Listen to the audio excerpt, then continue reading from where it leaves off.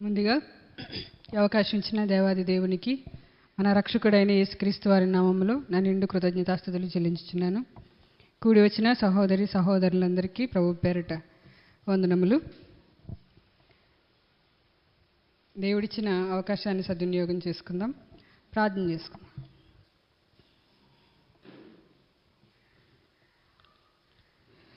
పరలోకమందున మా కన్న తండ్రి, మీ ఘనమైన ఉన్నతమైన మహోన్నతమైన నామమునకు వందనములు, స్తుతులు, స్తోత్రములు. ప్రభువా నాయన, గతించిన వారం నుండి ఈ వారం వరకు మీ రెక్కల నీడలో మమ్మల్ని భద్రపరిచి మీ కృపా బాహ్యులను చొప్పున కనికరించి ఈ లోకంలో ఎన్నో మమ్మల్ని లాగుతున్నప్పటికీ ఆయన మీ ఆత్మ సంరక్షణతో మమ్మల్ని నడిపిస్తున్న విధానమును బట్టి మీకు స్తోత్రములు. నాయన తండ్రి, ఈ సమయంలో మీ సన్నిధిలో కూడుకుని ఉండగా చేరి వచ్చిన ప్రతి ఒక్క బిడ్డను మీరు జ్ఞాపకం చేసుకోండి. ఈ సమయంలో మీ వాక్యాన్ని ధ్యానిస్తుండగా కావలసిన ఆత్మశక్తిని నాకును, గ్రహించగలిగిన మనసు ప్రతి ఒక్కరికి అనుగ్రహించండి. ఇటువంటి అపార్థాలకి చోటు ఇవ్వక వాక్యాన్ని నాయన ఆత్మ సహాయంతో అర్థం చేసుకోగలిగే శక్తిని ప్రతి ఒక్కరికి అనుగ్రహించమని వేడుకుంటూ మీ ప్రియుడు మా రక్షకుడైన యేసుక్రీస్తు వారి యొక్క మహోన్నతమైన నామం పేరిట ఈ ప్రార్థన మనవులు అడిగి వేడుకుంటున్నాం మా కన్న తండ్రి, ఆమేన్. ప్రతి ఒక్కరికి కూడా మరొకసారి మా ప్రేమపూర్వక వందనాలు. మనం దేవుని సన్నిధిలోనికి, దేవుని రాజ్యంలోనికి ప్రవేశించి ఉన్నాం గనక ప్రభువు లోకంలో ఉన్నప్పుడు మనం ఎన్నో పాపాలు చేసినప్పుడు తన పరిశుద్ధమైన రక్తము చేత మనల్ని పవిత్రపరిచి కడిగి శుద్ధీకరించి తన రాజ్యంలో చేర్చుకున్నాడు. అయితే దేవుని రాజ్యంలో చేర్చబడిన తర్వాత మనం ఎల్లప్పుడూ కూడా వాక్యమనే నీటితో ఎల్లప్పుడూ ఉదక స్నానం చేయవలనని వాక్యం సెలవిస్తుంది. మనం మన పాపములన్నీ ఎక్కడ కడుక్కున్నాము? యేసుక్రీస్తు రక్తంలో బాప్తిస్మం ద్వారా కడుక్కున్నాము. తర్వాత ఇంకా లోకంలో ఇంకా ఏమున్నాయి? మన హృదయంలో ఇంకా ఏమున్నాయి? శరీర సంబంధమైన, లోక సంబంధమైన ఆలోచనలు, అభద్రతా భావం, మన అవయవాల్లో కార్యసాధకమై ఉన్న పాపేచ్ఛలు, ఇవన్నీ కూడా పూర్తిగా విసర్జింపబడాలి. అందుకే మనము కూడుకున్నప్పుడల్లా ఏం చేస్తాము? వాక్యం అనే నీటి ద్వారా మనం స్నానం చేస్తాము. మన హృదయాన్ని ఎప్పటికప్పుడు పరిశుద్ధపరుచుకుంటాం. లేదు మనం పరిపక్వం అయిపోతే కనుక ఈ లోకంలో ఉండము. ఎందుకంటే క్రీస్తు స్వారూప్యం సంపూర్ణంగా ఏర్పడి దైవాలుగా మారిపోతే మనం ఎక్కడికి వెళ్ళిపోతాము? దేవుని సన్నిధికి వెళ్ళిపోతాము. మనం లోకము నుండి విడిపింపబడి క్రీస్తు రక్తంలో కడుక్కుని ప్రభు సన్నిధిలోనికి వచ్చాము. వచ్చిన తర్వాత దినదినము మన హృదయాన్ని దేవుని సన్నిధిలో పరిశీలించుకుంటూ వాక్యము ద్వారా ఎప్పటికప్పుడు మన హృదయాల్ని శుభ్రపరుచుకుంటూ దేవుని వాక్యంలో పెంపారుచు మనం దేవునిలో ఎదగాలి. అవునా? కాబట్టి దేవుడు అంటాడు ఎప్పుడు కూడా మొదటి ప్రేమని విడిచిపెట్టొద్దు. మొదటి ప్రేమ ఏదైతే ఉందో అది ఎల్లప్పుడూ కొనసాగించాలి. పెళ్ళైన కొత్తలో భార్యాభర్తలు ఎలా ఉంటారు? చాలా ప్రేమగా ఉంటారు. ఆ ప్రేమ ఉండే కొద్దీ ఏమవుతుంది? సన్నగిల్లిపోతుంది. కుటుంబంలో వచ్చే సమస్యల వల్ల, ఆర్థిక ఇబ్బందుల వల్ల, అనారోగ్య సమస్యల వల్ల, ఒకరినొకరు అర్థం చేసుకోకపోవడం వల్ల ఆ ప్రేమ ఏమవుతుంది? సన్నగిలిపోతుంది. అయితే దేవుడు అంటాడు ఎప్పుడు కూడా ఈ మొదటి ప్రేమను కొనసాగించగలగాలి. మనం దేవుని పట్ల ప్రేమనే, దేవుడు ఏం కోరుకున్నాడు? ప్రేమనే కోరుకున్నాడు. ఆయన ప్రేమ ఉన్నాడు. మనం కూడా ఆయన్ని ప్రేమించాలి. ఆయన్ని ప్రేమిస్తూ సహోదరుల్ని ప్రేమించాలి. అయితే మనం చాలా జ్ఞానవంతులు అని చెప్పుకుంటూ, చాలా సంవత్సరాలుగా దేవునిలో ఉన్నామని చెప్పుకుంటూ, మనకు తెలియకుండానే లోక సంబంధమైన పద్ధతులు ఎన్నో మనలోనికి ప్రవేశించేస్తూ ఉంటాయి. మనం వారం వారం దేవుని సన్నిధిలో ఏం చేయాలి? మన జీవితాలను పరిశీలించుకోవాలి. అందుకే యేసుక్రీస్తు ప్రభువు వారు అంటారు, లేఖనములు యందు మీకు నిత్య జీవము కలదని వాటిని ఎల్లప్పుడూ పరిశీలించుడి.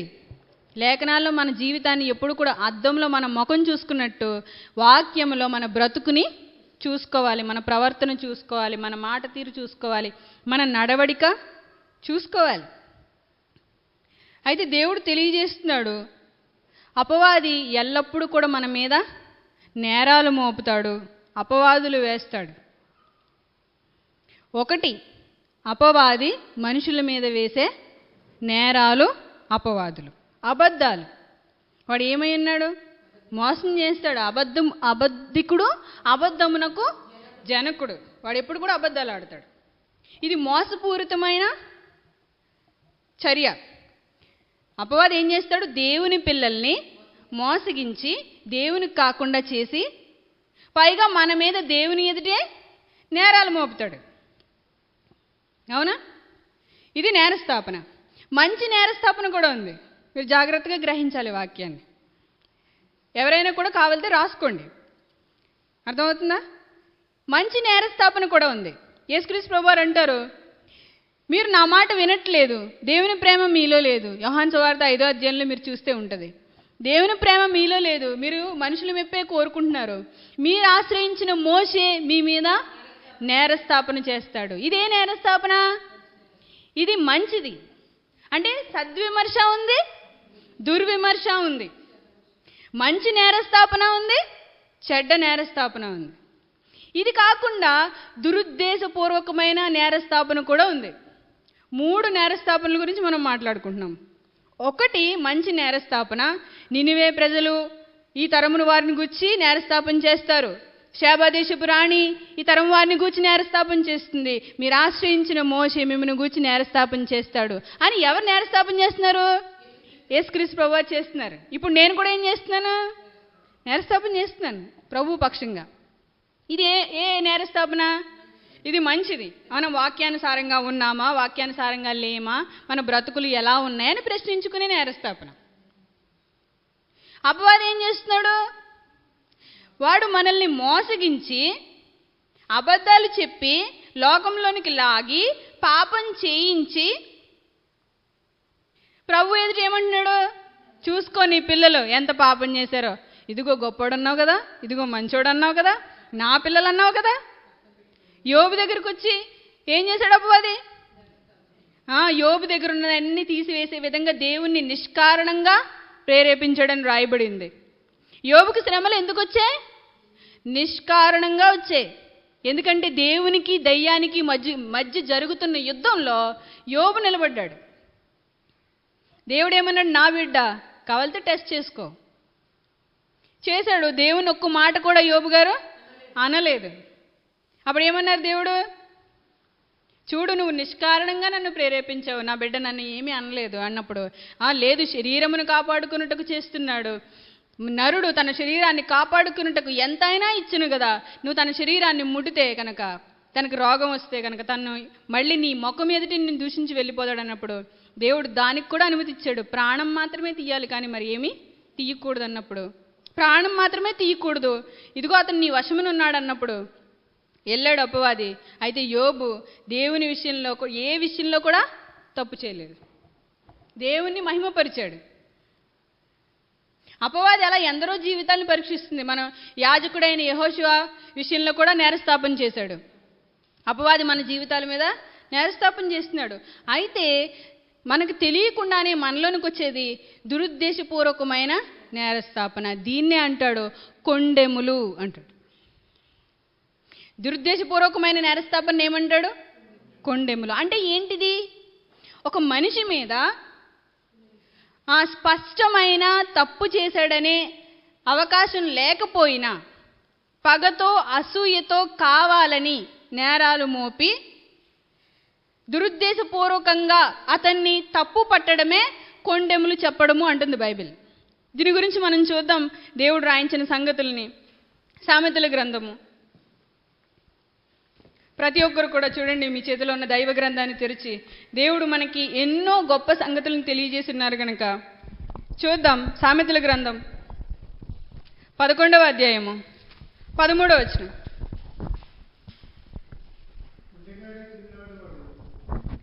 కొండెగాడై తిరుగులాడువాడు పరుల గుట్టు బయట పెట్టును, నమ్మకమైన స్వభావము గలవాడు సంగతి దాచును. కొండగాడికుండే లక్షణాలు దేవుడు మనకు వివరంగా తెలియజేస్తున్నాడు. ఏంటి ఈ కొండగాడికుండే లక్షణాలు? తిరుగులాడుతాడు, బయట తిరుగుతాడు, పరుల గుట్టు ఏం చేస్తాడు? బయట పెడతాడు. ఏదో కష్టం సుఖం చెప్పుకుందామని వెళ్ళి ఏదైనా మంచి విషయం చెప్పామనుకో, ఆ విషయాన్ని పట్టుకెళ్ళి అందరి ఇంటి దగ్గర చెప్తున్నారనుకో, వాళ్ళెవరో కొండగాళ్ళనమాట. వాళ్ళకి ఏముండదు? నమ్మకమైన స్వభావము ఉండదు. అయ్యో పాపం బాధలో ఏదో చెప్పుకుంది, తన కోసం ప్రార్థన చేద్దాము, ఏదో తగినంత సహాయం చేద్దామనే ఆలోచన ఉండదు కొండగాడికి. ఏం చేస్తున్నాడు? నమ్మకమైన స్వభావం గలవాడు సంగతిని దాచిపెట్టును. సంగతిని దాచిపెడతాడు, నలుగురిలో పెట్టి అవమానపరచడు, దేవుని ఎదుట ఆ సంగతి పెట్టుకుని ప్రార్థిస్తాడు. నమ్మకమైన స్వభావం గలవాడు. కానీ కొండగాడు ఏం చేస్తున్నాడు? పరుల గుట్టుని బయట పెడుతున్నాడు. ఇంకా లేవియాకాండం 19వ అధ్యాయం, లేవియాకాండము 19వ అధ్యాయము 16వ వచనం.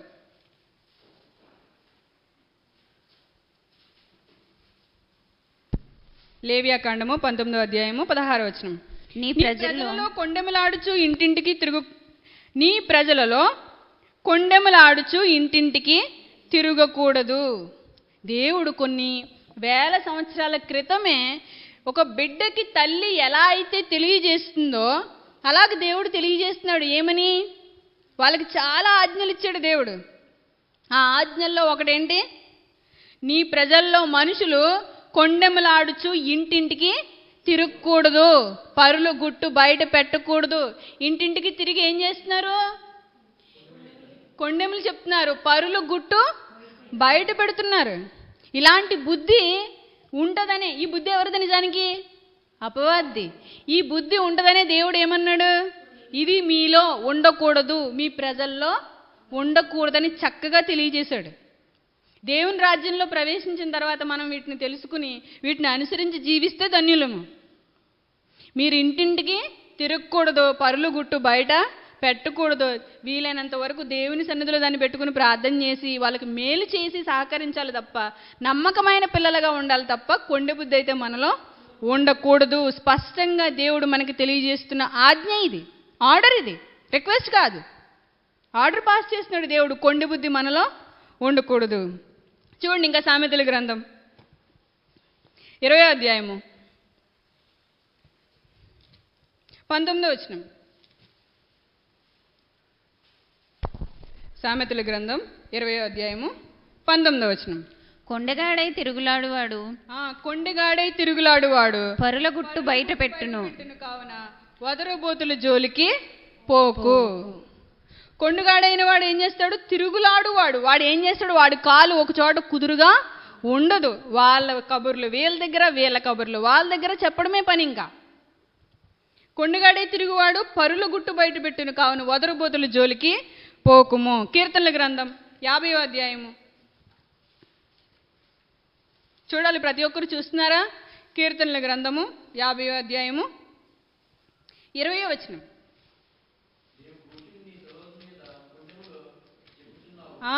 నీవు కూర్చుండి నీ సహోదరుల మీద కొండెములు చెప్పుచున్నావు. ఫస్ట్ ఏమన్నాడు? ఇంటింటికి తిరుగులాడుతున్నాడు. ఇంటింటికి తిరిగి ఇంటికి వెళ్ళి ఏం చేస్తున్నాడు? కూర్చొని చక్కగా తీరిగ్గా ఏం మాట్లాడుతున్నాడు? ఒక వ్యక్తి గురించి ఎత్తుకుంటాడు అనమాట. చక్కగా కూర్చుంటాడు, ఒకళ్ళింటికి వెళ్ళి చక్కగా కూర్చుని ఒక వ్యక్తి గురించి ఎత్తుకుని ఆ వ్యక్తి గురించి అలాగని ఇలాగని ఏదో గుట్టు ఏదో ఉంటుంది కదా, ఒకడో ఉన్నాడని ఏదో చెప్పుకుంటాడు కదా. ఆ చెప్పుకున్నవన్నీ పరులు ఇంటికి వెళ్ళి అక్కడ కూర్చుని మాట్లాడుకుంటున్నారు అనమాట. ఇంకా ఏముంది? నీ సహోదరుని, నీ తల్లి కుమారుని మీద అపనిందలు మోపుచున్నావు. సొంత సహోదరులకు కూడా అతీతం కాదు ఇది. తల్లి కడుపుని పుట్టిన వాళ్ళకి కూడా అతీతం కాదు ఇది. పరులుగుట్టు బయట పెట్టడము, తర్వాత సహోదరుని మీద నిందలు వేయడము, కొండెములు చెప్పడము. మళ్ళీ ఏమన్నాడు? ఇంటింటికి తిరుగులాడుచు చక్కగా కూర్చుని సహోదరుని మీద అపనిందలు వేయచ్చు మాట్లాడుకుంటున్నారు. ఇది దేవునికి ఇష్టమైన కార్యమా? కానే కాదు. ఇంకా చూడండి, ఇర్మియా గ్రంథం 9వ అధ్యాయము, ఇర్మియా గ్రంథము 9వ అధ్యాయము 4వ వచనం. మీలో ప్రతివాడును తన పొరుగువాని విషయమై జాగ్రత్తగా నుండవలెను. ఏ సహోదరునైనను నమ్మకుడి. ఏమన్నాడు ఇక్కడ? మీలో ప్రతివాడును తన పొరుగువాని విషయమై జాగ్రత్తగా నుండవలెను. ఏ సహోదరునైనను నమ్మకుడి. నిజముగా ప్రతి సహోదరుడును తన సహోదరుని కొంప ముంచును. ప్రతి పొరుగువాడును కొండెములు చెప్పుటకై తిరుగులాడుచున్నాడు. ప్రతి ఒక్కడు ఏమైపోయిన రోజులు ఇవి? కొండెగాడైపోయిన రోజులు. ప్రతివాడు ఏమైపోయాడు? తంత్రగొట్టయిపోయాడు. తన సహోదరుని కొంపలు ముంచడానికి చూస్తున్నాడంట. చూసారా దేవుడు ఎంత విభజించి ఉపదేశిస్తున్నాడో మనకి. వాళ్ళ కుటుంబాలనే పాడు చేసేస్తారు. వాళ్ళు ప్రేమను పుట్టించరు, మంచి మాట పలకరు. ఏం చేస్తారు? చెప్పాలి. సత్యమును పలుకక ప్రతివాడు తన పొరుగు వానిని వంచించును. అబద్ధములాడుట తమ నాలుకలకు అభ్యాసము చేసి ఉన్నాడు. ఎదుటివాని తప్పులు పట్టవలని ప్రయాసపడుచున్నాడు. కొండగాడుకుండే మరో లక్షణం ఎదుటివాడు తప్పులు పట్టడము, అబద్ధాలు ఆడడము, సత్యమును చెప్పకపోవడము, తన పొరుగు వాణ్ణి వంచడము.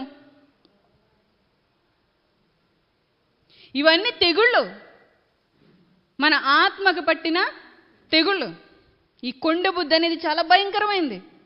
ఇది దేవునికి అసలు ఇష్టమైంది కానే కాదు.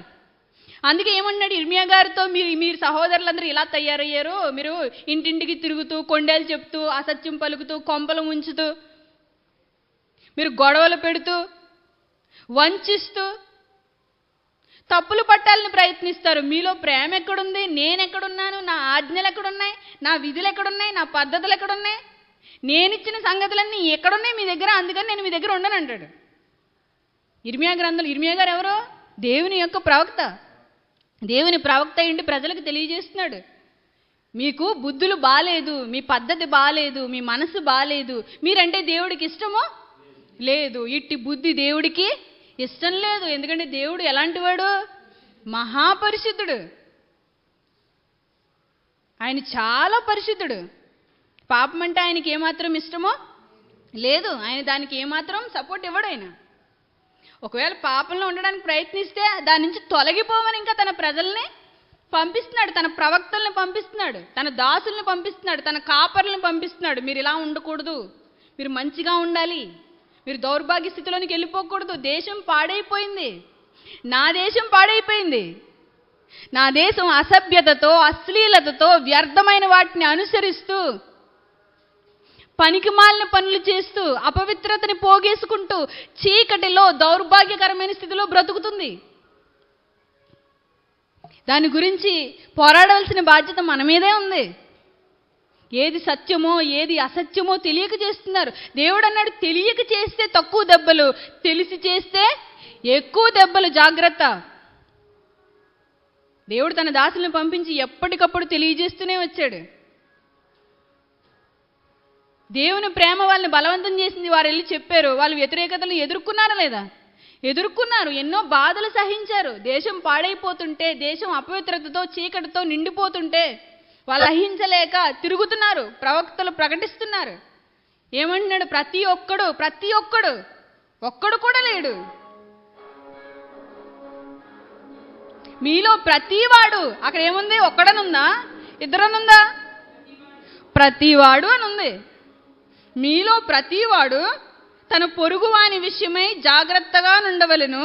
ఏ సహోదరునైనను నమ్మకుడి. నిజముగా ప్రతి సహోదరుడు, నిజంగా ప్రతి ఒక్కడు కూడా ఏమయ్యాడు? పాడైపోయాడు, తంత్రగొట్టయిపోయాడు. తంత్రగొట్టు ఈ మాట ఎక్కడ చూస్తాం? కొరింథీయులకు రాసిన పత్రికలో సాతాను గురించి పౌలు గారు మాట్లాడుతూ, వాడు సాతాను తంత్రములను మనము ఎరుగని వారము కాము. ఈ తంత్రం ఎవరిది? సాతానుది. దేవుని పిల్లలు ఎలా మారిపోతున్నారు? దెయ్యం పిల్లలుగా మారిపోతున్నారు. దేవుడు తెలియజేస్తున్నాడు తన బిడ్డల ద్వారా, తనకు సమీపంగా ఉన్న వారి ద్వారా ప్రజలకి, సమాజానికి, దేశంలో ఉన్న ప్రజలకి తెలియజేస్తున్నాడు. ఇంకా చూడండి, అదే సామెతల గ్రంథం 16వ అధ్యాయం.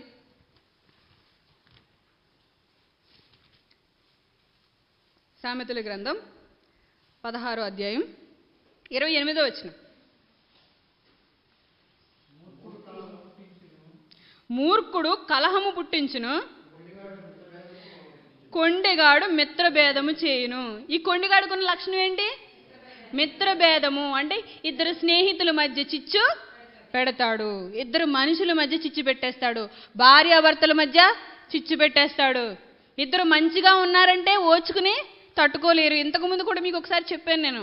నేను అనపర్తి ఐ హాస్పిటల్కి వెళ్ళినప్పుడు ఒక ఆమె వేటలపాలెం నుంచి వచ్చింది. మా యజమాని డాక్టర్ దగ్గర చూపించుకోవడానికి వెళ్ళారు. నేను ఈలోకి కింద వెయిట్ చేస్తున్నప్పుడు ఆమె వచ్చింది. ఆమె కింద కూర్చుంది, తను నేను కూర్చున్నాము. ఆమె అన్నది, మీరు ప్రభువుని నమ్ముకున్నారా అని అడిగాను నేను. అవును, మీకు ఎలా తెలుసు అన్నది. అంటే మేము ప్రభువు నమ్ముకున్నట్టున్నారు అంటే తన దేవుని నమ్ముకోక ముందటి జీవితం గురించి తన బుద్ధి ఎలా ఉండేదో ఆమె సాక్ష్యం ఇచ్చింది. ఆమె దైవభక్తురాలుగా ఉంటూ కూడా దేవుణ్ణి నమ్ముకోకముందు, యేసుక్రీస్తుని నమ్ముకోకముందు దైవభక్తురాలుగా ఉంటూ కూడా ఇద్దరు మనుషులు బాగుంటే తట్టుకోలేని కుళ్ళు కడుపు నాది అని సాక్ష్యం ఇచ్చింది ఆమె. ఇద్దరు బాగుంటే చూడలేను నేను, ఇద్దరు అందంగా మాట్లాడుకుంటే వీధిలో వెళ్ళి వాళ్ళిద్దరికి గొడవ పెట్టేసేదాన్ని నేనని చెప్పింది ఆవిడ. ఎంత గొప్ప సాక్ష్యమే కదా. అంటే మానవునికి ఈ పాప శరీరాకారం ఎవరికి తొందరగా కనెక్ట్ అవుతుంది? ఆ పాపానికి, అపవాది గుణాలకి. ఎందుకంటే ఈ శరీరం పాప సంబంధమైంది కదా, పాప శరీర ఆకారం అన్నాడు దీన్ని. ఈ శరీరము లోక సంబంధమైన ఆశలకి లోనైపోయి అపవాది మాట విని అపవాది గుణాలను తెచ్చిపెట్టుకుంటుందన్నమాట. అందుకే ఏమంటున్నాడు? కొండెగాడు మిత్ర భేదము పుట్టించును. మిత్రులకిద్దరికి ఏం లేదు, కానీ వాళ్ళిద్దరి మధ్య భేదం పుట్టించేస్తాడు, గొడవ పెట్టేస్తాడు అనమాట. చూడండి తర్వాత అదే సామెతల గ్రంథం 18వ అధ్యాయము 8వ వచనం. 18:8. కొండెగాని మాటలు రుచిగల భోజ్యములు, అవి లో కడుపులోనికి దిగిపోవును. భోజనం అయితే పై కడుపులోనికి దిగుతుంది, కొండెగాని మాటలు అయితే లో కడుపులోకి దిగిపోతున్నాయి, ఇంకా అవి పోవు బయటికి. నిజానికి ఒక వ్యక్తి మంచిగా మాట్లాడుకున్న తర్వాత కొండగాడు వచ్చి ఏదో చెప్పేస్తాడు, మంచి రుచిగా ఉంటాయి అవి, వాళ్ళు తినేస్తారు, భుజించేసి కడుపులోకి వెళ్ళిపోతాయి. ఇప్పుడు మామూలుగా యథావిధిగా వ్యక్తి వస్తాడు, వేరేగా చూస్తాడు అతను, ఇదేంటి వీడు నిన్నదాకా బాగానే ఉన్నాడు, ఇవాళేంటి ఇలా ఉన్నాడు అని ఆలోచిస్తాడు తప్ప ఇతనికి ఏమన్నా తెలుసా? తెలియదు. కానీ ఈ కొండగాడు మధ్యలో వచ్చేసి చిచ్చు పెట్టేసి వెళ్ళిపోయాడు. ఇంకా ఎన్ని చెప్పు ఎన్ని చెయ్యి, ఆ లో కడుపులో ఉన్న మాటే బుర్రలో ఉంటుంది తప్ప అతనికి ఆ కడుపులో ఉన్న మాటే కక్కుతాడు తప్ప ఎంత మంచి మాటలు చెప్పినా వినడు. ఎందుకంటే కొండగాడి మాటలు ఎలా ఉంటాయని వాక్యం సెలవిస్తుంది? రుచిగల భోజ్యములు. వాడు చెప్తున్నప్పుడు ఎలా ఉంటుందంట? వినసొంపుగా ఉంటుంది. చెప్పుడు కొట్టు మాటలు త్వరగా ఎక్కుతాయి అంటారు లోకంలో సామెత. అవునా? చెప్పుడు కొట్టు మాటలు తొందరగా ఆలకిస్తారు, మంచి మాట ఆలకించరు జనం. ఇంకా ఇదిగో పలానా వ్యక్తి గురించి అని ఎత్తేమంటే చాలు చెవులు ఇలా రిక్కించుకుని పెద్దవి చేసుకుని మరీ వింటారు. ఏదైనా వాక్యం చెప్తుంటే మాత్రం వినరు. అందుకే దేవుడు ముందే సెలవిస్తున్నాడు ఏమని? కొండెగాని మాటలు రుచిగల భోజ్యములు, అవి లో కడుపులోనికి దిగిపోతాయి. చాలా జాగ్రత్త. యేసుక్రీస్తు ప్రభువారు అందుకే అంటారు, మీరేం వినుచున్నారో జాగ్రత్తగా చూచుకునడి. మీ చెవులు ప్రతి దానికి ఇచ్చేయకండి, ప్రతి పనికి మాలిన విషయానికి మీ చెవులు ఇవ్వద్దు, మీ హృదయంలోనికి అపవిత్రతను తెచ్చి పెట్టుకోవద్దు. చాలా జాగ్రత్త. మీ అవయవాల్ని మీరు పరిశుద్ధంగా కాపాడుకోవాలి. మీరు స్నానం చేసిన తర్వాత మురికిలోనికి వెళ్తారా? అలాగనే ప్రభువులోనికి వచ్చిన తర్వాత పాపానికి చోటు ఇవ్వకూడదు. వేరొక వ్యక్తి గురించి అనవసరంగా మాట్లాడాల్సిన అవసరం నీకు లేదు. ఏదైనా చేస్తే ప్రభు చూసుకుంటాడు. పగ తీర్చువాడు దేవుడు, ప్రతిఫలం ఇచ్చేవాడు ఆయనే. మంచి చేసినా మేలు చేసేది దేవుడే, చెడు చేసినా తీర్పు తెచ్చేది దేవుడే. మధ్యలో ఎందుకు ఇది? మన కొంప ముంచుకోవడానికి. ఇతరులు కొంప ముంచుతున్నాను అనుకుంటారు, కానీ వాళ్ళు ఎవరి కొంప వాళ్ళే ముంచుకుంటారు. చూడండి, ఇంకా వచనాలని చూద్దాం. చూడండి, అదే సామెతల గ్రంథం 26వ అధ్యాయము 20వ వచనం. అదే సామెతల గ్రంథం 26వ అధ్యాయము 26:20. కట్టెలు లేని ఎడల అగ్ని ఆరిపోవును, కొండెగాడు లేని ఎడల జగడములు చల్లారును. అసలు జగడాలు పోవాలంటే ముందు ఎవరిని తీసేయాలి? పక్కకి కొండెగాడిని తీసేయాలి. అపవాది లక్షణం ఉన్న కొండెగాడిని పక్కకి పెట్టాలి. దేవుడు సెలవిస్తున్నాడు, కట్టెలు లేని ఎడల అగ్ని ఆరిపోవును, కొండెగాడు లేని ఎడల జగడములు చల్లారును, వేడి బూడిదకు బొగ్గులను, అగ్నికి కట్టెలను, కలహము పుట్టించుటకు కలహప్రియుడును. ఈ కలహప్రియుడు ఎవరు? ఈ కొండెగాడే. కలహములు పుట్టించుటకు కలహప్రియుడు. కొండెగాని మాటలు రుచిగల పదార్థముల వంటివి, అవి లోకడుపులోనికి దిగిపోవును. 2 సార్లు రాయించాడు దేవుడు, చాలా జాగ్రత్త. ఒక్కసారి రాయిస్తేనే ఏమన్నాడు? 7 సార్లు మోసలో కరిగించిన బంగారము కంటే పవిత్రమైనవి దేవుని మాటలు అన్నాడు. 2 సార్లు రాయించాడు. ఇక్కడ ఏమన్నాడు? అవి లోకడుపులోనికి దిగిపోతాయి. కొండెగాడు చెప్పే మాటలు రుచిగల భోజ్యములు, అవి లోకడుపులోనికి దిగిపోతున్నాయి. అవి ఎంత ప్రేమ చూపించినా పైకి కనిపించట్లేదు. ఇంకా నీకు ప్రేమ కనిపించట్లేదు, చేసే పనులు కనిపించట్లేదు, చెప్పే మాటలు కనిపించట్లేదు. నీకు మంచి మార్గం బోధించిన, మంచిని ఉపదేశించిన, ఏముండిపోయింది లోకడుపులో? పైచ్యం ఉండిపోయింది. లోపల పైచ్యం అంతా తీస్తే తిన్న ఆహారం జీర్ణం అవుతుంది. పైచ్యం నిండిపోయింది, ఏమవుతుంది? మంచి ఆహారం తిన్నా వాంతులు అయిపోతాయి, ఇమ్మడదు. అందుకే దేవుడు మనకు తెలియజేస్తున్నాడు, కలహప్రియుడు పుట్టించు, కలహములు పుట్టించు కలహప్రియుడు. కలహప్రియుడు ఏం చేస్తాడు? కలహములు పుట్టిస్తాడు. ఇంకా చూడండి, అదే సామెతల గ్రంథం 10వ అధ్యాయము.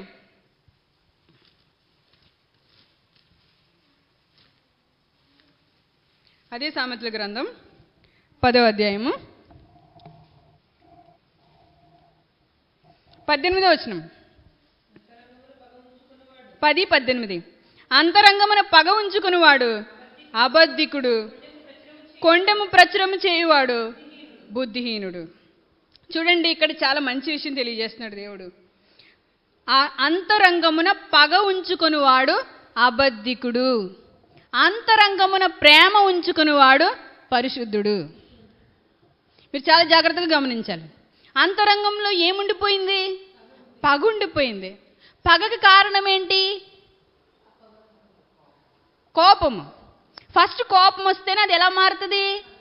పగగా మారుతుంది. అందుకే దేవుడు ఏమన్నాడు? కోపపడుడు కానీ పాపము చేయకుడి. మీకు ఎవరి మీదైనా కోపం కలిగితే కోపంతో మీరు వాడిని గద్దించేయండి, తప్పు చేసేవని చెప్పేయండి. అంతేగాని అది మనసులో పెట్టుకుని రాత్రికి పడుకుంటే మన అంతరింద్రియంలో అది ఏమవుతుంది? పగగా మారిపోతుంది. మూర్ఖుని హృదయంలో కోపము సుఖ నివాసము చేయును అన్నాడు. కోపం మన హృదయంలో ఉండిపోతే మన అంతరంగంలోనికి వెళ్ళిపోయి అది ఎలా మారిపోతుంది? పగగా మారిపోతుంది. మన అవయవాల్లోనికి వెళ్ళిపోతుంది. మనం తెలియకుండానే వాళ్ళ మీద పగని, అక్కసుని అందుకే దేవుడు ఏమన్నాడు? కోపడుడి కానీ పాపము చేయకుడి. కోపం సూర్యుడు అస్తమించే టైంకి ఉండకూడదు. ఇంకా కోపం సాయంత్రంలోగా మీరు కోపాన్ని విడిచిపెట్టేయాలి. ఆ సహోదరుని పూర్తిగా క్షమించేసి దేవుని సన్నిధిలో దేవునికే అప్పచెప్పేసుకుని మనమైతే విడిచిపెట్టేయాలి దాన్ని. అందుకే ఏమన్నాడు? అంతరంగమున పగ ఉంచుకునివాడు అబద్ధికుడు, కొండెము ప్రచురము చేయువాడు బుద్ధిహీనుడు. కొండగాడికి ఉన్న మరో లక్షణం చెప్పాను కదా, అబద్ధికుడు. వాడు కొంపలను ముంచేస్తాడు, వంచిస్తాడు, సత్యం పలకుడు, ఎదుటివానిలో తప్పులు పడుతూ ఉంటాడు. దేవుడు ఏం చెప్పాడు? ముందు మనలో తప్పులు ఒప్పుకుని విడిచిపెట్టమన్నాడు. కానీ కొండగాడుకున్న మరో లక్షణము, వాడు ఎదుటివానిలో తప్పులు పడతాడు తప్ప వానిలో తప్పు చూసుకోడు. ఎందుకంటే మనలో మనం తప్పు చూసుకోవడం అనేది చాలా గొప్పమైన ఘట్టం, చాలా గొప్పదైన ఘట్టం క్రైస్తవ్యంలో. ప్రతి ఒక్కరికి సుంకరికి ఏం కనిపించాయి? తనలో ఉన్న తప్పులు కనిపించాయి. దేవుని సన్నిధిలో నేను తల ఎత్తుటకైనా, ఆకాశము తట్టు తల ఎత్తుటకైనను నాకు శక్తి చాలదు కాబట్టి రొమ్ము కొట్టుకుని దేవుని సన్నిధి ముందు ఏడ్చాడు. కానీ పరిసయ్యుడు అలా కాదు. ఏం చేశాడు? ఎదుటివాని తప్పులు పడుతున్నాడు. కాబట్టి కొండె బుద్ధి దేవునికి అసలు ఇష్టమైంది కాదు. చూడండి, ఇంకా అసలు కొండెములు చెప్పి ఒక జీవితాన్ని ఎలా పాడు చేస్తారో దానియేలు గ్రంథము 3వ అధ్యాయము.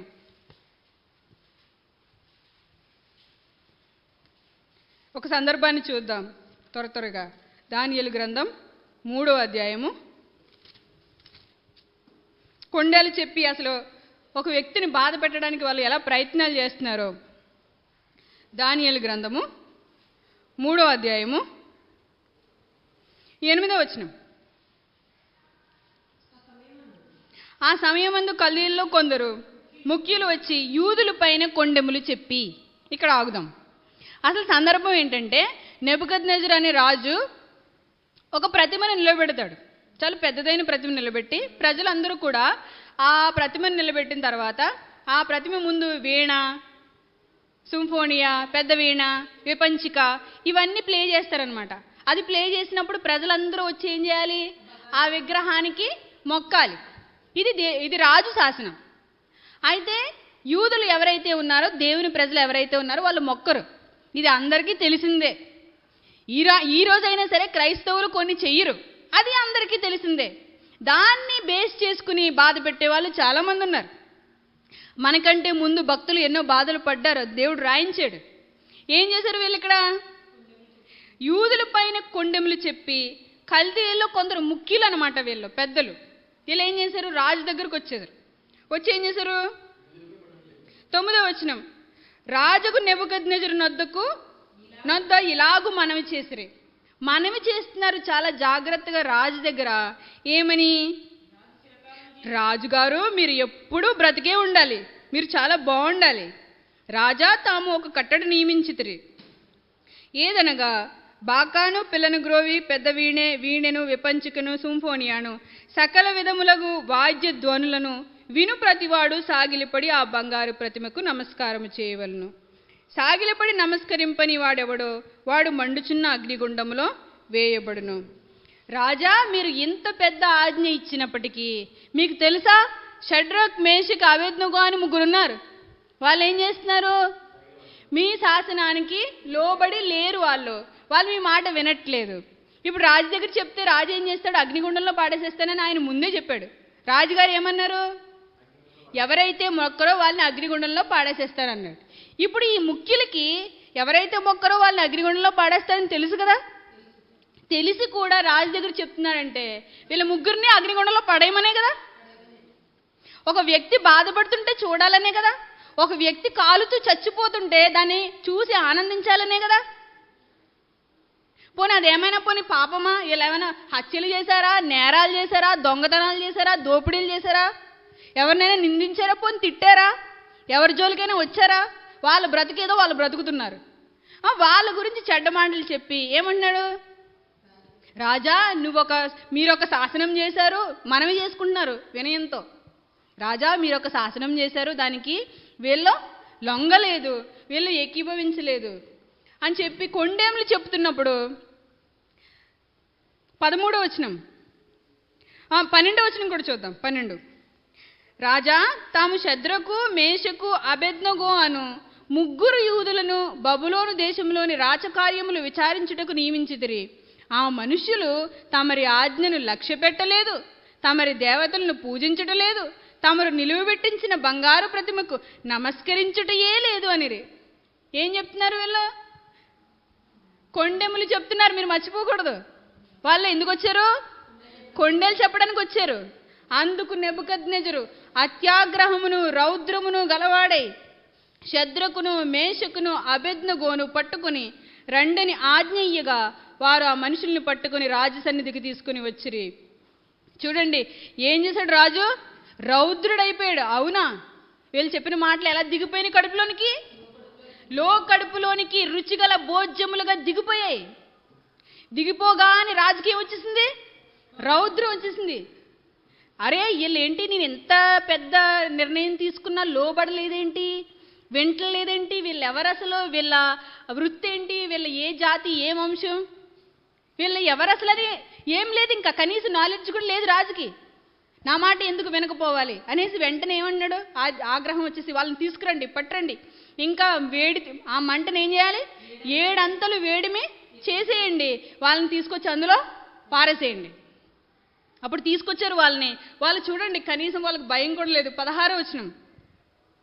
షద్రకు, మేషకును, అబేద్నెగోయు రాజుతో ఇలాగు చెప్పిరి. నెబుకద్నెజరు ఇందును గూర్చి నీకు ప్రత్యుత్తరం ఇయ్యవలనన్న చింత మాకు లేదు.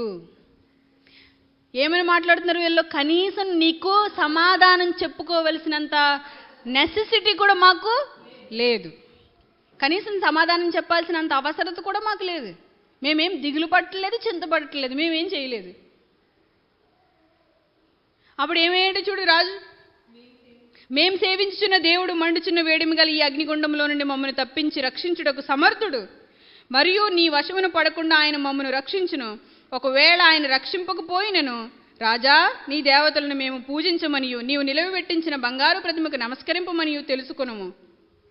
అప్పుడు నెబుకద్నెజరుకి ఏమైంది? అత్యాగ్రహము నొందినందున వాళ్ళని ఏమన్నాడు? ఆ వేడి గుండంలో పాడేసేయమన్నాడు.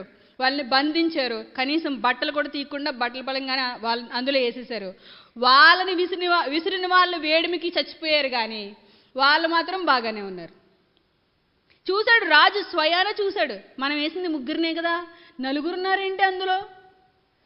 ఒకడైతే దేవదూత స్వరూపం కలిగి ఉన్నాడు, దేవుని స్వరూపం ఉంది, వాళ్ళందరూ తిరుగులాడుతున్నారు, నేను చూశాను అన్నాడు. దేవుని గొప్పతనాన్ని ప్రజలందరి ముందు ఒప్పుకున్నాడు. నిజానికి రాజుకి ఏమి అక్కసు లేదు. చూడండి, ఈ మాటను ఆనుకుని సామెతల గ్రంథంలో ఇంకో మాట ఉంటుంది. సామెతల గ్రంథం 30వ అధ్యాయము. సామెతల గ్రంథం 30వ అధ్యాయము 10వ వచనం చూడండి, ఏముంది అక్కడ? దాసుని గూర్చి వాని యజమానికి కొండెములు చెప్పకము, వాడు నిన్ను శపించును, ఒకవేళ నీవు శిక్షార్హుడవు అగుదువు. వీళ్ళు ఏం చేశారు? దాసుని గూర్చి యజమాని దగ్గర కొండెములు చెప్తున్నారు. ఈ సామెత సరిగ్గా సరిపోయింది దీనికి. దేవుని బిడ్డలుగా ఉన్న అబేద్నెగో, షడ్రక్, మేషక్ వాళ్ళ మీద ఈ కల్దీయులు ముఖ్యులు వచ్చి నెబుకద్నెజరు దగ్గర కొండెములు చెప్తున్నారు. రాజుకి అవి చక్కగా దిగిపోయాయి. రౌద్రుడైపోయాడు, అత్యాగ్రహుడు అయిపోయాడు, వాళ్ళని అగ్నిగుండంలో పాడేశాడు. అయితే దేవుడు వాళ్ళని కాపాడాడు. ఈ సందర్భం దేవుడు మనకి రాయించాడు మన కోసం.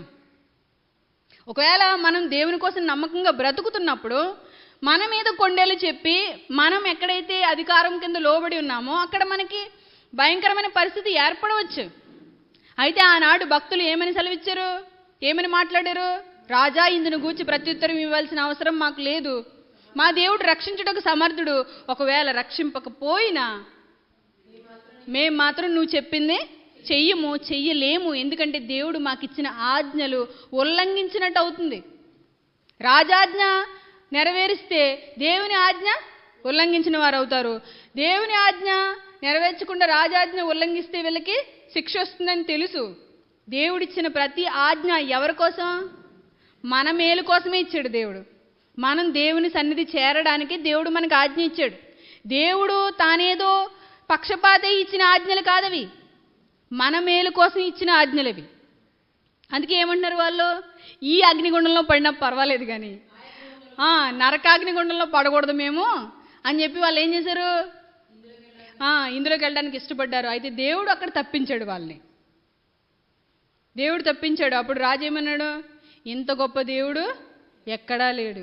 చూడండి 28వ వచనం. వాళ్ళ శరీరం కాలలేదట, తల వెంట్రుకలు కూడా కాలలేదట, కనీసం వాళ్ళకి అగ్ని వాసన, బూడిద వాసన, పొగ వాసన అంటుకోలేదట. 28వ వచనం. నెబుకద్నెజరు షద్రకు, మేషకు, అబేద్నెగో అను వీరు దేవుడు పూజార్హుడు, ఆయన తన దూతనంపి తనను ఆశ్రయించిన దాసులను రక్షించెను. వారు తమ దేవునికి గాక మరి ఏ దేవునికి నమస్కరింపకయు ఏ దేవుణ్ణి సేవింపకయు ఉందుమని తమ దేహములను అప్పగించి రాజు యొక్క ఆజ్ఞను వ్యర్థపరిచిరి. ఏం అప్పగించుకున్నారో? దేహాన్ని అప్పగించుకున్నారు. రోమీయులకు రాసిన పత్రిక 12వ అధ్యాయం 1వ వచనం వాళ్ళు అప్పుడే నెరవేర్చారు. సజీవ యాగంగా వారి దేహాలని అప్పుడే వాళ్ళు దేవునికి సమర్పించేసుకున్నారు. దేవుని ఆజ్ఞ నెరవేర్చడానికి రాజు ఆజ్ఞను వ్యర్థపరిచి వారి దేహాలను దేవునికి అప్పగించుకున్నారు. వాక్యం మనల్ని బలపరుస్తుంది, వాక్యం మనల్ని ధైర్యపరుస్తుంది. వాక్యంలో రాయబడిన భక్తుల జీవితాలు మనల్ని ప్రేరేపిస్తాయి, దేవుని కోసం బ్రతకడానికి మనల్ని ప్రేరేపిస్తాయి.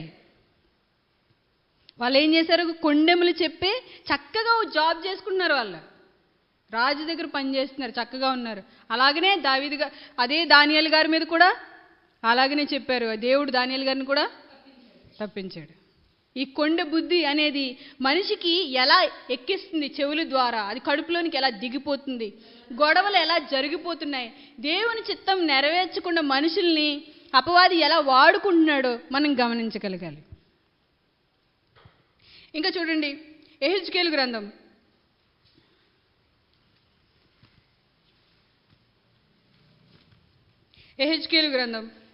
22వ అధ్యాయం 9వ వచనం. ఇశ్రాయేలీయుల గురించి దేవుడు మాట్లాడుతూ, యెహెజ్కేలు గ్రంథం 22:9, కొండెములు చెప్పి నరహత్య చేయుదురు నీలో కొండెములు చెప్పి నరహత్య చేయువారు నీలో కాపురమున్నారు. ఎవరితో అంటున్నాడు దేవుడు?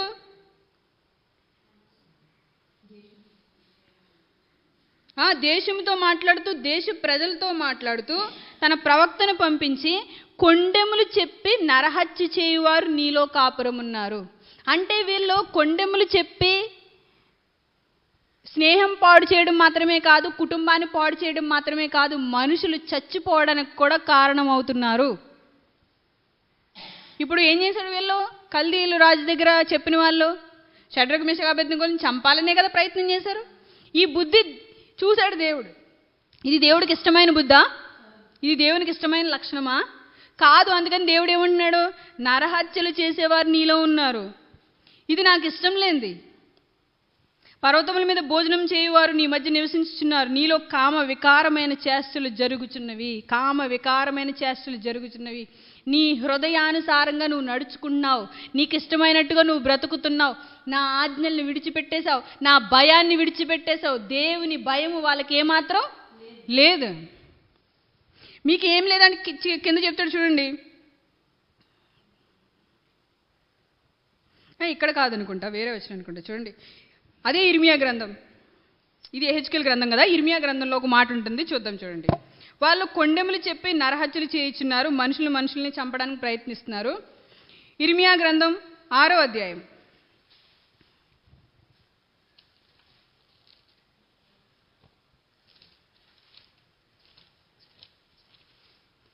ఇర్మియా గ్రంథం 6వ అధ్యాయం 28వ వచనం.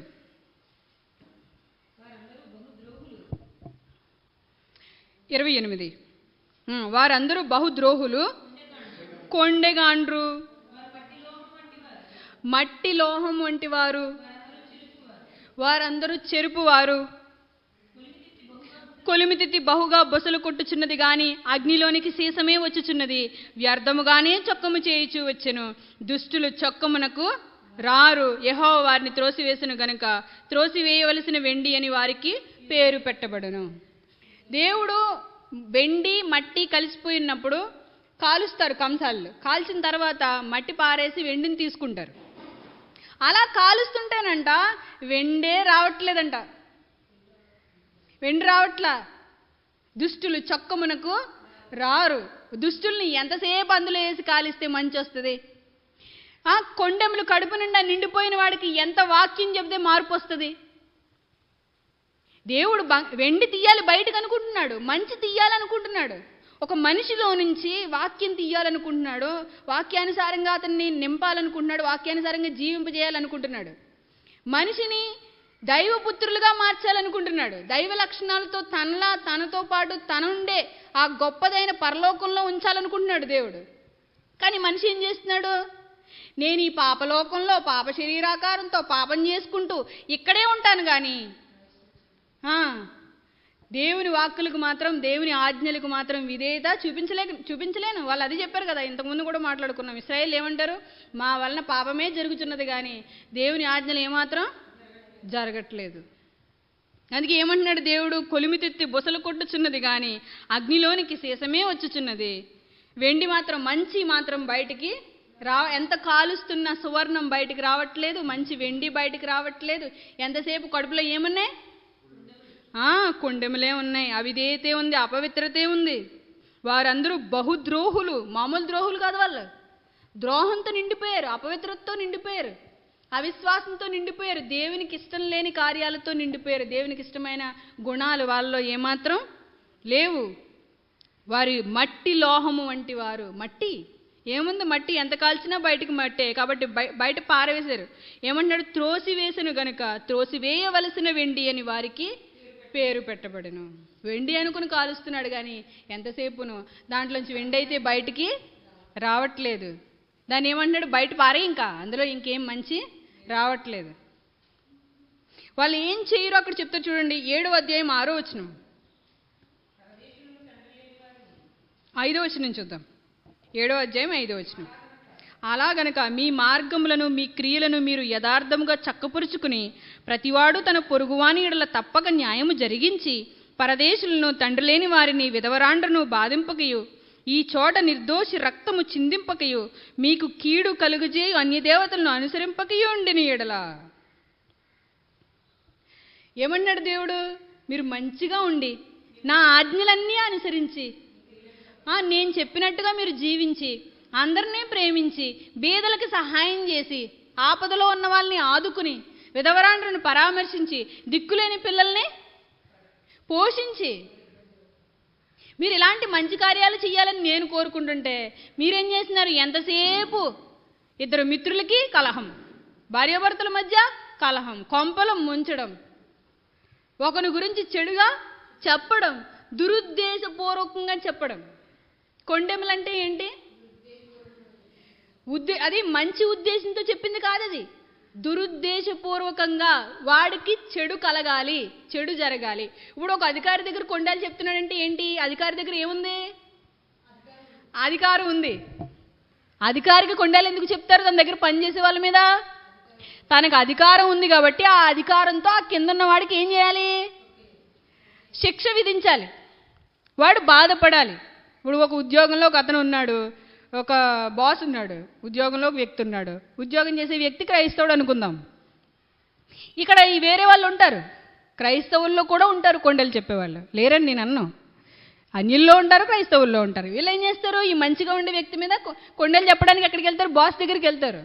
బాస్కి చక్కగా చెప్తారు ఇతని జీవితాన్ని నాశనం చేయడానికి. చక్కగా ఉన్న వ్యక్తిని పాడు చేసి, అతని జీవితాన్ని పాడు చేసి, లేదా ఆ ఉద్యోగాన్ని పోగొట్టి పెళ్ళం బిడ్డలు రోడ్డు మీద పడిపోయి వాడు తిండి లేకపోతుంటే ఆహా ఎంత బాగుంది చూడడానికి వాళ్ళకి.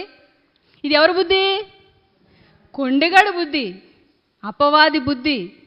అబద్ధములు ఆడుచు వంచుచు కొంపలను కూలగొడుతూ ఒకడు బాధపడుతుంటే చూసి ఆనందించే గుణం దైవ గుణం అయితే కాదు, అది అపవాది గుణం, అది దేవునికి ఇష్టం లేనిది. అందుకే దేవుడు ఏమంటున్నాడు, మీరు అందరూ మారి న్యాయం జరిగించి చక్కగా ప్రవర్తించి అందరినీ ప్రేమించి లేని వాళ్ళకి సహాయం చేసి ఆపదలో ఉన్న వాళ్ళని ఆదుకుని బట్టలు లేని వాళ్ళకి బట్టలు ఇచ్చి అన్నం లేని వారికి అన్నం పెట్టి ఆలోచన లేని వాడికి ఆలోచన చెప్పి వాక్యం లేని వాడికి వాక్యం చెప్పి నశించిపోతున్న వారిని రక్షించి మీరు ఇలాంటి గొప్ప కార్యాలు చేయాలి, ఉన్నతంగా ఉండాలని నేను కోరుకుంటుంటే మీరేం చేస్తున్నారు, కొండెములు చెప్తున్నారు, నరహత్యలు చేయుదురు, అపవిత్రత అవిధేయత నెత్తిమీ పోసుకుని నాలుక భుజాన్ని వేసుకుని ఏం చేస్తున్నారమ్మా, ఇంటింటికి తిరుగుతూ వాళ్ళ మీద వీళ్ళ మీద చెడ్డ కబుర్లు చెప్తున్నారనమాట.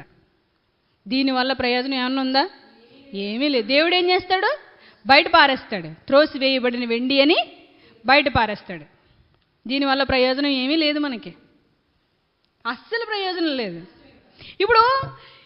ఇప్పుడు దాకా చూసాం కదా వచనాలు మనం, ఓకే బాగానే ఉంది. కానీ భయంకరమైన విషయం ఏంటంటే సంఘంలోనికి కూడా ఈ పాపం అనేది ప్రవేశించేసింది.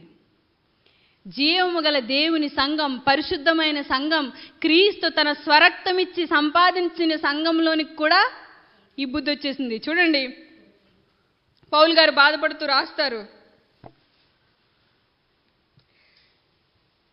తిమోతికి రాసిన మొదటి పత్రిక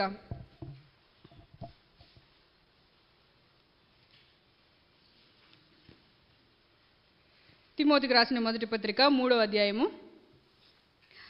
11వ వచనం.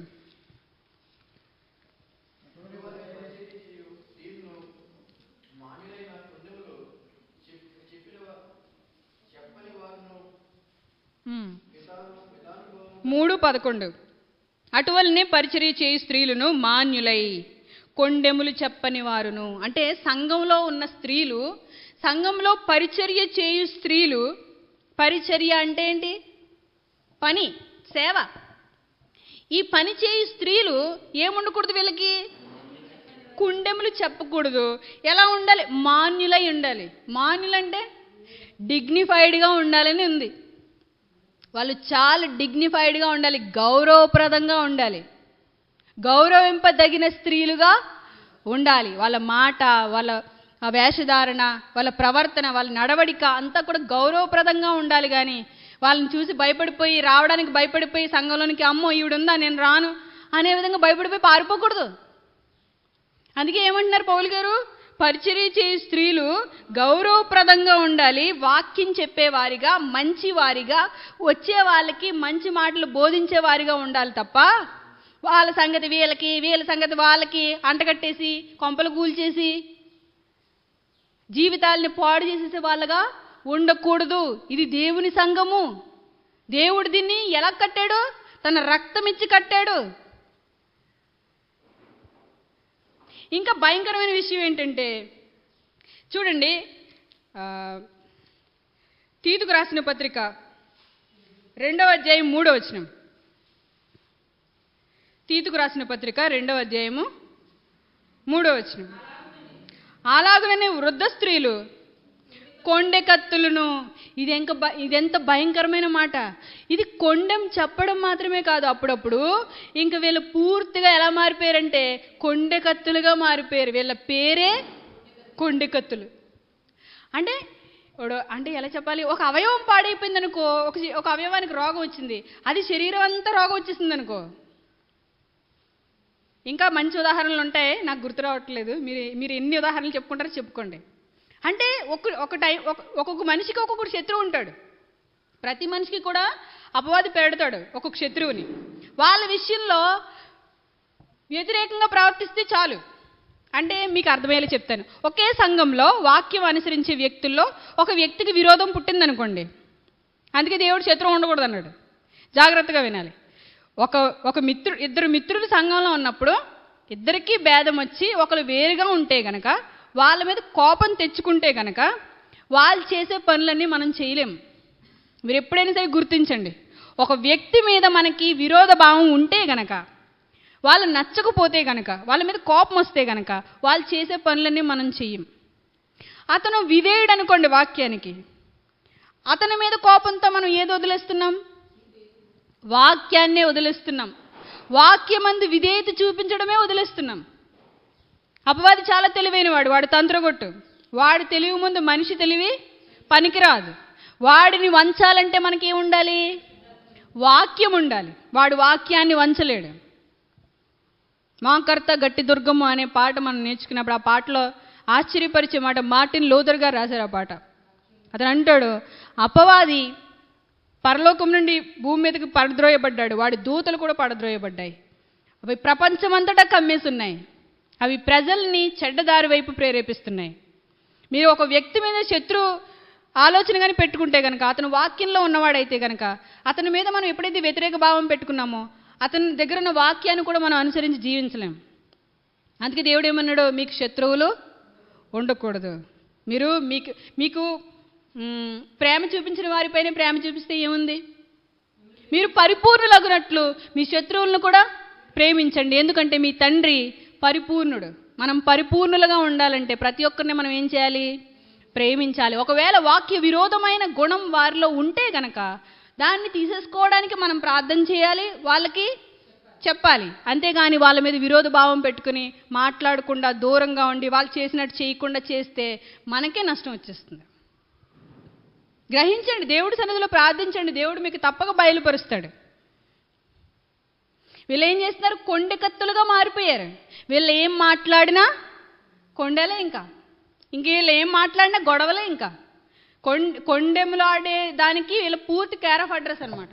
ఎవరో వృద్ధ స్త్రీలని అంటున్నాడు, చాలా జాగ్రత్త, మీరు ముసలోళ్ళు అవుతున్నారు, మీ బాధ్యతలన్నీ తీరిపోతాయి, మీరు అది ఇదని చెప్పి పిల్లల మీద గెంటేస్తారు అన్నిని.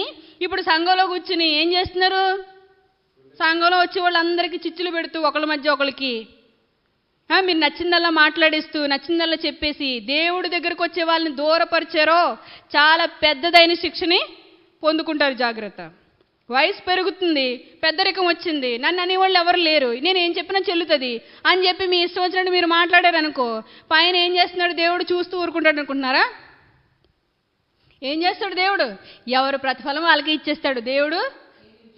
పక్షపాతి కాడైనా ఎవరు చేసిన క్రియలను బట్టి వాళ్ళకి ప్రతిఫలాన్ని ఇచ్చేస్తాడు. నువ్వు ఒక మనిషిని నిలబెట్టాలని చూస్తే దేవుడు నిన్ను నిలబెడతాడు. ఒక మనిషిని నువ్వు పడగొట్టాలని చూస్తే దేవుడు నిన్ను పడగొడతాడు. ఏమన్నాడు? అందుకే గుంట దయ్యువాడు ఆ గుంటలో పడును, బండ దొరిలించి వాడి మీద ఆ బండ పడిపోతుంది. జాగ్రత్త. నువ్వు చేసింది నీ నెత్తి మీదకే వస్తుంది. నువ్వు ఒకరిని వృద్ధ స్త్రీలకు చెప్తున్నాడు, నువ్వు ఒకరిని నిలబెట్టాలి తప్ప ఒకరిని పడగొట్టకూడదు. ఒకరికి మేలైన మాట చెప్పాలి, ఒకరికి వాక్యం చెప్పాలి, ఒకరికి మంచి మాటే చెప్పాలి తప్ప వాళ్ళని దేవునికి దూరం చేయడమో, వాళ్ళని కొండలు పెట్టడమో, వాళ్ళు ఇలాంటి వాళ్ళు అలాంటి వాళ్ళని నేరాలు మోపడమో అస్సలు చేయకూడదు.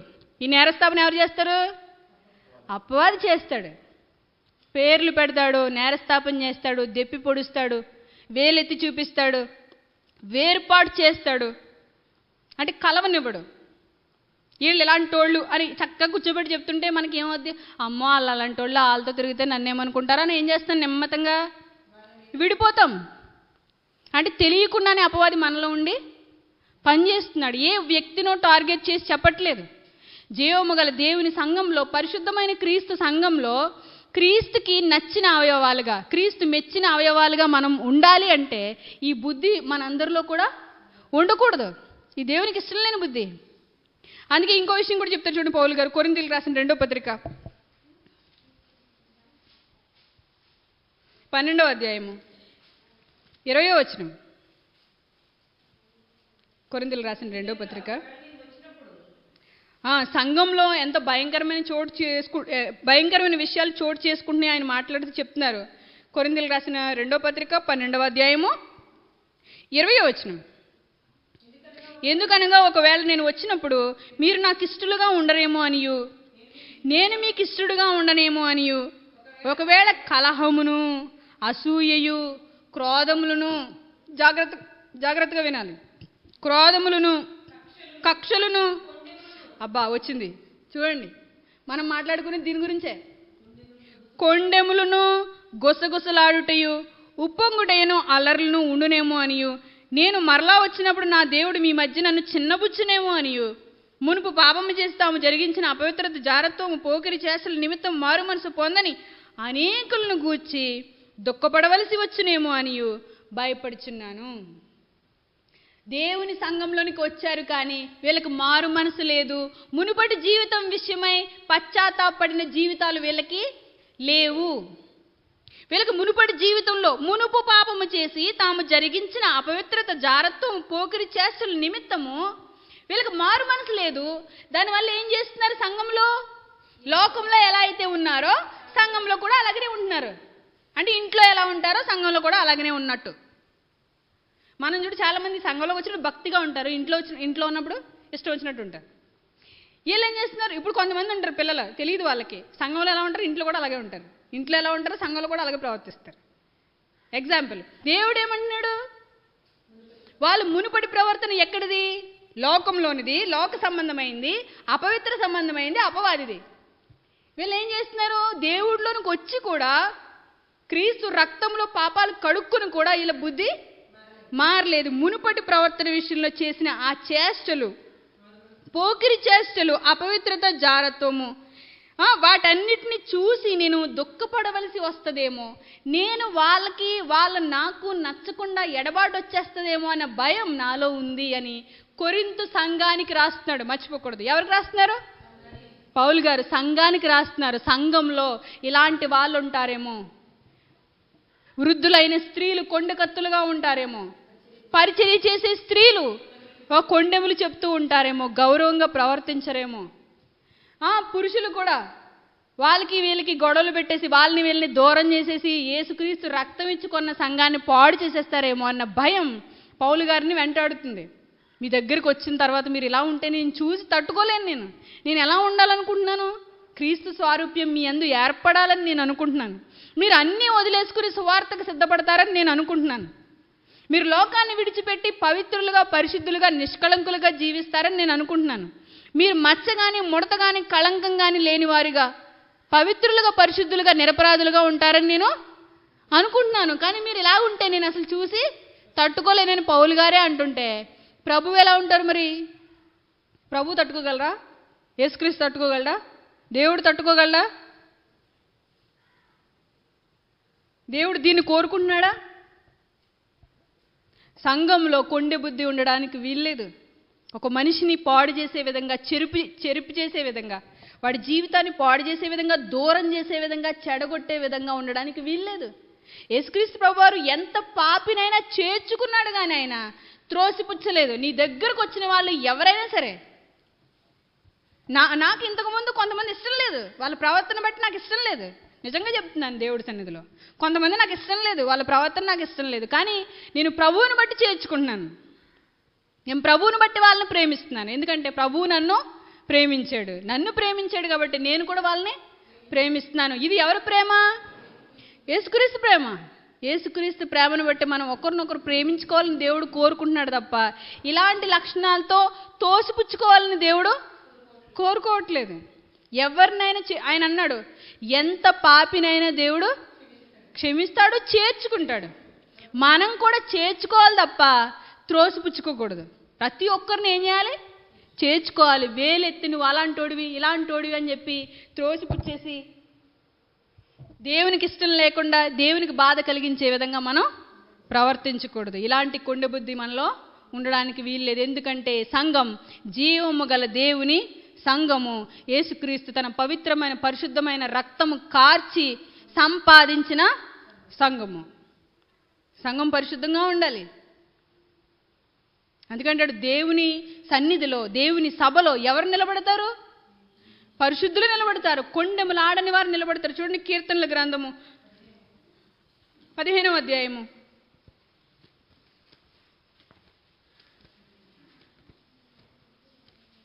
కీర్తనల గ్రంథము 15వ అధ్యాయము 3వ వచనం.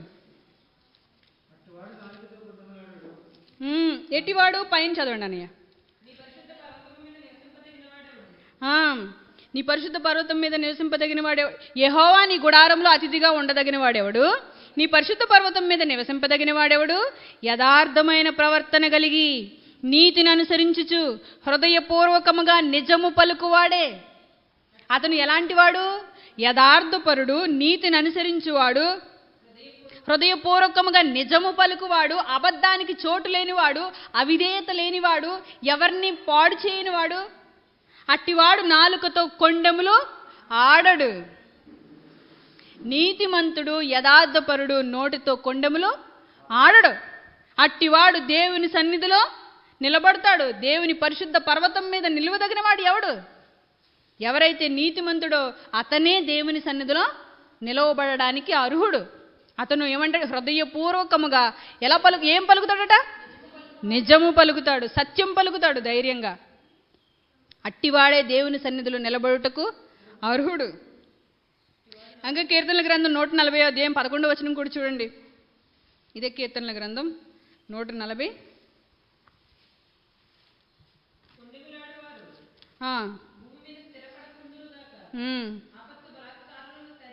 వాడిని పడద్రోయనుగాక అంటే శపిస్తున్నాడు అనమాట. ఇందాక అన్నాడు కదా, వాళ్ళు ఏం చేస్తారు? శపిస్తారు. వాడు శిక్షకు అర్హుడు అవుతాడు అన్నాడు. అందుకే ఇక్కడ ఆ మాట కూడా చెప్తున్నాడు, వాళ్ళు భూమి మీద స్థిరపడకుందురుగాక, ఆపత్తు బలాత్కారులను తరిమి వారిని పడద్రోయనుగాక, ఆపత్తు వారికి వచ్చునుగాక అంటున్నాడు. కొండెములాడే వారికి భూమి మీద స్థిరత్వం ఉండదు, స్థిరపడరు, ఆపత్తు వస్తుంది. కాబట్టి అట్టి బుద్ధి వారికి ఉండకూడదు. ఇంకా చివరికి వచ్చేసరికి ఒక వచనం చూసి ముగించుకుందాం. చాలా సంగతులు దేవుడు మనకు తెలియజేశారు. ఏ విషయం కూడా మర్చిపోవద్దు, మరల ధ్యానించండి. రోమీయులకు రాసిన పత్రిక 1వ అధ్యాయము 30వ వచనం. రోమీయులకు రాసిన పత్రిక 1వ అధ్యాయము 30వ వచనం.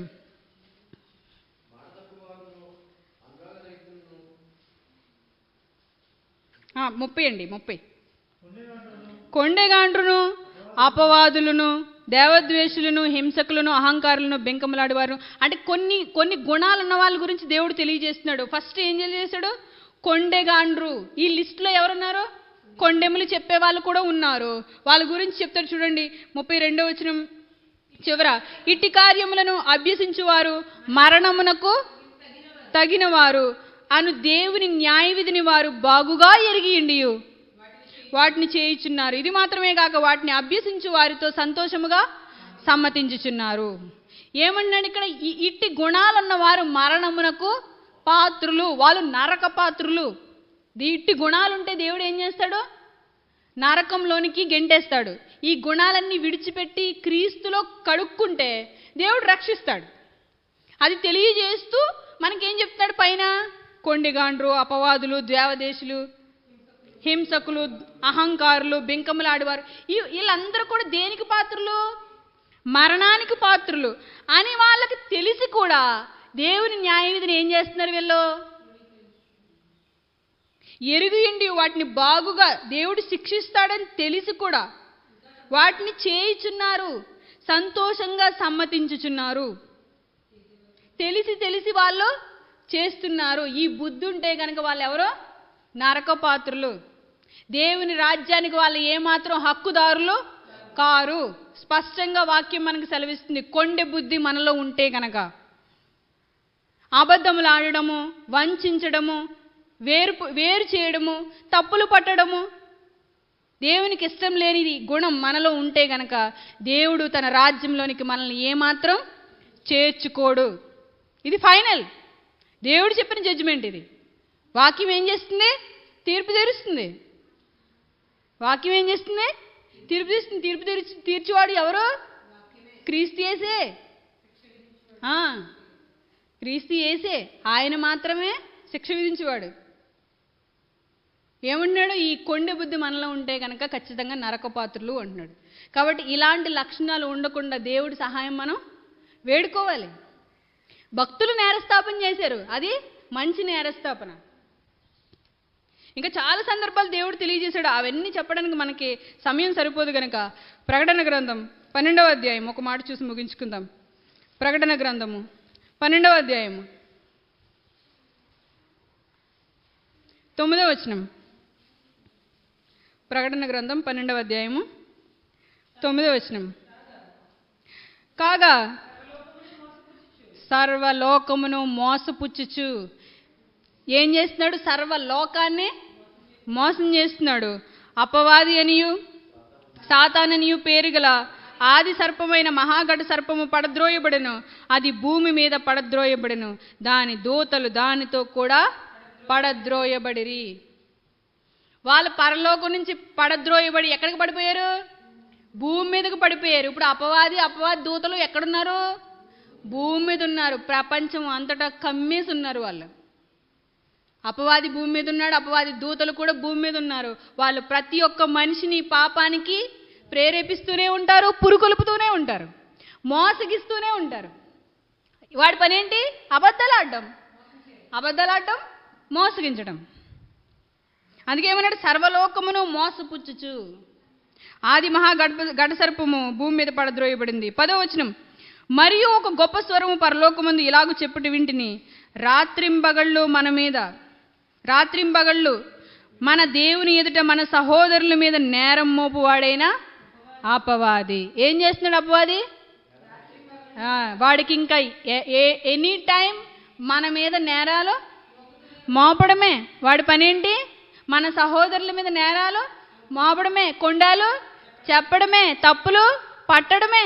ఇప్పుడు చూడండి, ఎప్పుడైనా సరే పిల్లల విషయంలో అయినా కుటుంబం విషయంలో అయినా మనుషులు ఏమైనా అనుకుంటారని భయపడి జాగ్రత్తగా ఉండమని పిల్లలకు చెప్తారు. ఈ సందర్భం మీకు తెలిస్తే దేవుడికి కూడా శత్రువు ఉన్నాడు. మనకి పడినోళ్ళు ఎవరైనా లోకంలో ఉన్నారనుకోండి, వాళ్ళ ముందు మనం పరువు పోకూడదని మన పిల్లల్ని ఎంతో జాగ్రత్తగా చూసుకుంటాం మనం. అలాగే దేవుడికి కూడా ఎవరున్నారా? శత్రువు ఉన్నాడు. ఆ శత్రువు ఎల్లప్పుడూ కూడా దేవుడిని ఏం చేస్తున్నాడు? బాధ పెడుతున్నాడు. ఇదిగో నీ పిల్లలు గొప్పగా ఉంటారని నువ్వు చెప్పుకున్న నీ పిల్లలు ఏం చేస్తున్నారు? పాపం చేస్తున్నారు. వాడు ఏం చేస్తున్నాడు? మన దగ్గరకు వచ్చి మోసగిస్తాడు. ఫస్ట్ మన దగ్గరకు వచ్చి అబద్ధాలు చెప్తాడు, మనల్ని పాపంలోనికి లాగుతాడు. మళ్ళీ దేవుడి దగ్గరికి వెళ్ళి ఏం చెప్తాడు? ఇదిగో నీ పిల్లలు నేరం చేశారని చెప్తాడు. అపవాది ఎంత తంత్రగొట్టో చూసారా? మనల్ని పాపంలో పాడేసేది వాడే, ఉరులొడ్డేది వాడే, లోక ప్రేమలు చూపించేది వాడే, లోక ఆశలు చూపించేది వాడే, లోక మహిమ మనకి చూపించేది వాడే. యేసుక్రీస్తుకి ఏం చూపించాడు? లోక మహిమ అన్నాడు దాన్ని. మనకైతే కేవలం ఏంటి చాక్లెట్ చూపిస్తే చాలు పడిపోతాం మనం. దేవునికి మరి యేసుక్రీస్తుకి అయితే గొప్ప చూపించాలి కదా, వాడు మహిమ చూపించాడు. అది ఒక అద్భుతమైన మహిమ అనమాట. మహిమ అంటే అది గొప్ప పదం. అలాంటిది యేసుక్రీస్తు ప్రభుకి ఏం చూపించాడు? వాడు ఈ లోక మహిమ చూపించాడు. కానీ యేసుక్రీస్తు పరలోక మహిమతో జయించాడు. ఆయన దేవునితో అంటుకట్టబడి ఉన్నాడు. తన శరీరాన్ని చితకదొక్కేశాడు అంతే. సాతాన్ని శీఘ్రంగా చితకదొక్కేశాడు. అలా చితకదొక్కాలి మనం. ఇప్పుడు దేని చితకదొక్కాలి? మనం అనుకుంటాం దేన్నో చితకదొక్కాలని. కాదమ్మా, మన శరీరాలను మనమే చితకదొక్కోవాలి. అపవాది దేన్ని ఆస్పదం చేసుకుని వస్తాడు? శరీరాన్ని ఆస్పదం చేసుకుని వస్తాడు. ఈ కళ్ళు ఉన్నాయే, ఈ కళ్ళు దేన్నో చూస్తాయి. చూసి ఏమంటాయి? అదే కావాలంటాయి. లోకంలో మనకేం చూస్తే అందంగా ఉన్నది, ఆకర్షణీయంగా ఉన్నది ఏదో చూపిస్తాడు వాడు. కళ్ళతో, చెవులతో వినిపిస్తాడు, కళ్ళతో చూపిస్తాడు, శరీరంతో అనుభవించడానికి ప్రేరేపిస్తాడు. అది పాపం అవుతుంది. నువ్వు తొక్కకపోతే అలాగ ఎక్కడ తొక్కాలి? నువ్వు ఆలోచన వచ్చినప్పుడే తొక్కాలి. నువ్వు ఆలోచన వచ్చినప్పుడే తొక్కకపోతే ఏమవుద్ది? ఆలోచన కాస్త నోట్లోంచి కాస్త బయటికి ప్రాసెస్, తర్వాత క్రియలు. ఎక్కడికి వెళ్ళిపోతుంది? ఇది పాపానికి వెళ్ళిపోతుంది. కాబట్టి అపవాదిని చితకదొక్కే శక్తి దేవుడు మనకు అనుగ్రహిస్తాడు. కాబట్టి చాలా జాగ్రత్త. అపవాది దేవుని ముందు మన మీద దేవుని ఎదుట నేరాన్ని స్థాపిస్తున్నాడు. అది మనల్ని నరకానికి తీసుకెళ్ళడానికి, వాడితో పాటు తీసుకెళ్ళిపోవడానికి. మంచి నేరస్థాపన కూడా ఉంది, మర్చిపోవద్దు. ఎవరైనా నేరస్థాపన చేస్తుంటే, వాక్యంలో నేరస్థాపన చేస్తుంటే ఇది చెడ్డదనుకున్నారనుకో, మీరు ఎవరు పొరబడినట్టు? వాక్యాన్ని సరిగ్గా అర్థం చేసుకోకుండా ఉన్న వాళ్ళే పొరబడినట్టు అవుతుంది. మంచి నేరస్థాపన ఉంది, మనుషులు చెప్పే కొండాలు ఉన్నాయి, దురుద్దేశపూర్వకమైన నేరస్థాపన ఉంది, మనల్ని మోసగించి పడగొట్టి పాడు చేసి దేవుని ఎదుట మన మీద నేరస్థాపన చేసి మనల్ని నరకానికి తీసుకెళ్ళిపోయేది కూడా ఉంది. కాబట్టి ఈ 3 విషయాలు కూడా గ్రహించాలని తెలియజేస్తూ, ప్రియ సంగమా, దేవుని ఎదుట మనం ఎల్లప్పుడూ కూడా భయభక్తులు కలిగి జీవించాలని కోరుకుంటూ నా మాటలు ముగిస్తున్నాను. తలలు వంచండి, ప్రార్థన చేసుకుందాం. పరలోకమందున మా కన్న తండ్రి, మీ ఘనమైన ఉన్నతమైన మహోన్నతమైన నామమునకు వందనములు, స్తుతులు, స్తోత్రములు తండ్రి. తండ్రి నాయన, మీరు మాకిచ్చిన ఈ లేఖనములు, ఈ వాక్యము ఎంతో గొప్పది నాయన. మమ్మల్ని ఈ లోకంలో అనాథలుగా విడిచిపెట్టక మీ గొప్ప జ్ఞాన మహాగ్రంథమైన ఈ వాక్యాన్ని మా చేతిలో పెట్టారు తండ్రి. ఈ వాక్యాన్ని మేము అశ్రద్ధ చేయక ఎల్లప్పుడూ ఈ వాక్యాన్ని పరిశీలిస్తూ వాక్యానుసారంగా జీవించుటకు మా జీవితాలను మీకు సమర్పించుకుంటూ, మా దేహాల్ని మీకు సమర్పించుకుంటూ నాయన, మా దేహాన్ని ఏమాత్రం, మా నాలికలకు ఏమాత్రం నాయన కొండె బుద్ధి అలవాటు చేయక, కొండలు చెప్పక మా సహోదరుల మీద నాయన, మా నోటితో నాయన, మా నాలుకతో మా సహోదరుల మీద ప్రేమను చూపించుటకును, మిమ్మల్ని స్తుతించుటకును ఈ అవయవాలను వాడడానికి మాకు సహాయం చేయండి. మా దేహాన్ని మీకు మాత్రమే సమర్పించుకుని మీ పనిలో ఉన్నతంగా సాగిపోవుటకు సహాయం చేయండి నాయన. ఎవరి ప్రాణం ఎప్పుడు పోతుందో తెలియదు గనక నాయన, ఏ దినమో ఏ గడియో మీరు రాకడ మాకు తెలియదు గనక నాయన, మేము పూర్ణముగా మీ మీద ఆధారపడి మీ వాక్యానుసారంగా జీవించుటకు ఎల్లవేళ మాకు శక్తినిచ్చి నడిపించమని, మీ ఆత్మతో మమ్మల్ని నడిపించమని వేడుకుంటూ, వచ్చిన ప్రతి ఒక్క బిడ్డని జ్ఞాపకం చేసుకోమని కోరుకుంటూ, మీ ప్రియుడు మా రక్షకుడైన యేసుక్రీస్తు వారి యొక్క మహోన్నతమైన నామం పేరిట ఈ ప్రార్థన మనవులు అడిగి వేడుకుంటున్నాం మా కన్న తండ్రి. ఆమేన్. అందరికీ వందనాలు.